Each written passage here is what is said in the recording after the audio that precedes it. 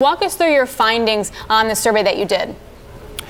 Well, we conduct investigations of individual stores. We send in undercover shoppers to see if they're going to sell tobacco to minors. So we send in youth shoppers, basically in sting operations into stores. And if you look across large national corporate chains, Walgreens is one of the highest violators. So they're a very big recidivist. We sent out 1,550 warning letters to separate Walgreens stores and hit them with 240 civil money penalties. Fully 22% of all the stores we inspected, so we inspected 6,500 of their stores out of a total footprint of about 9,500. Fully 22% of those stores that we inspected, we found selling tobacco illegally to minors.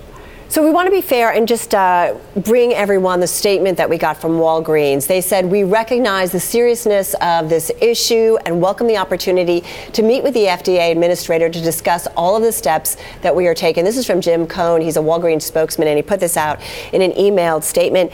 Commissioner, I'm curious, what further steps might you take against Walgreens? Are we talking about monetary policies? What more might come?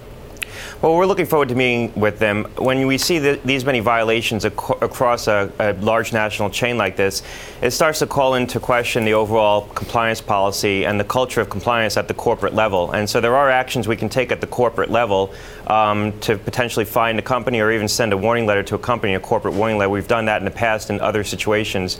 The larger message here is that we're starting to look across national chains. Historically, we've looked at individual stores for violative sales to minors, and we've fined and penalized individual stores, including sending no tobacco sale orders to stores like we did yesterday to an individual Walgreens store.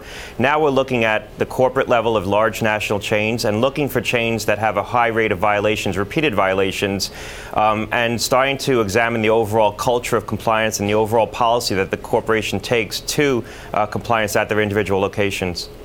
So does that mean you're going to have to ask them for payment? Like 30 days of not being able to sell doesn't feel like that much of a drama for them. So what can you actually do that's going to move the needle? Well, there's other things we can do. There's a whole range of options, including cutting off individual stores from selling tobacco altogether, and other penalties that we can bring, and civil action and criminal action, although we've never taken a criminal action against an individual store or location for tobacco sales. But it's within the remit of the agency to escalate the kinds of enforcement actions that we can take. Look, at this point, I think the broader message is we're starting to look at the corporate level. So we've looked across our data at chains that have repeat violations. And Walgreens is very high on the list. Right now, we haven't found a big national chain that's higher. There could be chains that are higher, but when we've looked across our data so far, Walgreens is very high up there. And they're a pharmacy, and there's questions about whether the pharmacy environment is contributing to perceptions around tobacco that's helping to facilitate these illegal sales. Commissioner Gottlieb, if retailers and manufacturers don't do a better job of kind of policing all of this, how far is the FDA willing to go? Could you do a possible ban of all e-cigarettes? Well, it's certainly within the scope of what we could consider if we continue to see the data on youth use of e-cigarettes go up. So we saw a 78% increase in e-cigarette use among high school students last year. We're going to be in the field doing a national survey from March to May of this year. If we start to see big increases, year-over-year increases in e-cigarette sales, we're going to have to reconsider our enforcement policy governing e-cigarettes. Remember, e-cigarettes continue to be sold on the market out of an exercise of enforcement discretion by the Food and Drug Administration. We allow them to be marketed because we see an opportunity for these products to help currently addicted adult smokers migrate off of combustible cigarettes onto these products, and we view these products as less harmful than combustible tobacco. But we cannot allow, youth use rates of these e-cigarettes to continue to go up in the manner that they have. And so we would reconsider our enforcement policy if we start to see big increases year over year with these products. And I'm worried that there will be big increases this year. I've seen nothing to suggest that the trends have abated. So before maybe you ban them all together, would you do things like cap the nicotine level, ban the flavors, for example, start there, and then go to a full-on ban, and then go to sort of a monetary fine? Like, can you rank what you really might be working with?